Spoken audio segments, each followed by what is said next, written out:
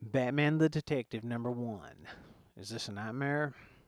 The first issue of Batman the Detective was released this week, and it's very interesting. Curious is probably a better word. It seems to want to capitalize on the Snyder cut of Justice League, but more on that in a moment.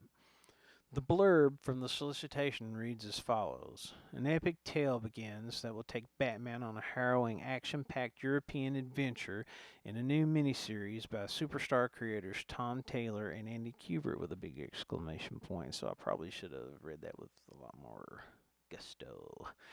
A horrific tragedy in the United Kingdom sends a very personal and deadly message to the Dark Knight, one that will draw Batman out of Gotham City to investigate. From the moment he lands in Europe, Batman will face a difficult investigation and unheard of adversaries and find the assistance of a partner once more. All in the hunt for the villain known as Equilibrium. New villains, new allies. A thrilling overseas adventure begins for the Dark Knight, starting with an extra size 26-page debut story. Whoop-de-doo. The book opens with hijacking of an airliner in England that ends tragically.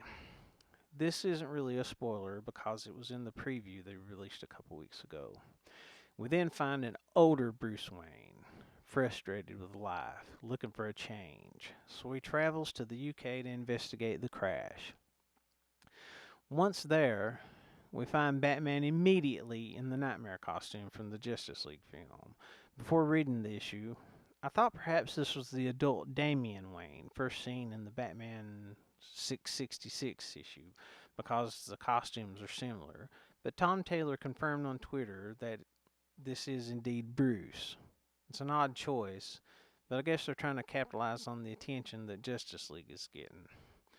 This might be a little bit of a gamble because the book had to be in the works for months. We're then introduced to several of Batman's little helpers, along with a ghost character that I wasn't familiar with at all, which leads to a novel fight with a nod to John Constantine. We also meet the villain's goon squad, though the villain himself isn't introduced. There's a big reveal at the end about how the villain chose his victims, and it's an interesting enough plot device that should drive the rest of the miniseries. Tom Taylor is the writer.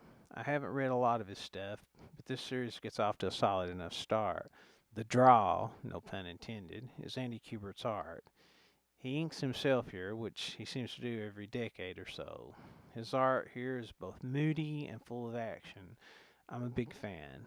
If you like his stuff already, you should be pleased with this. If you're not a fan, then I just don't understand you at all.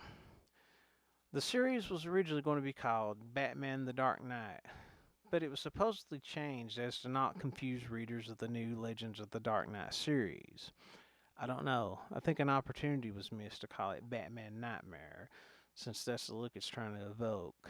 The series as a whole is probably not necessary, but if you're an Andy Kubert fan, you should check it out. This one gets a mild recommendation.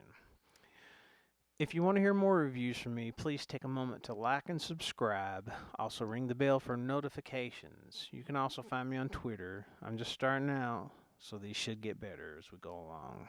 Thanks a lot.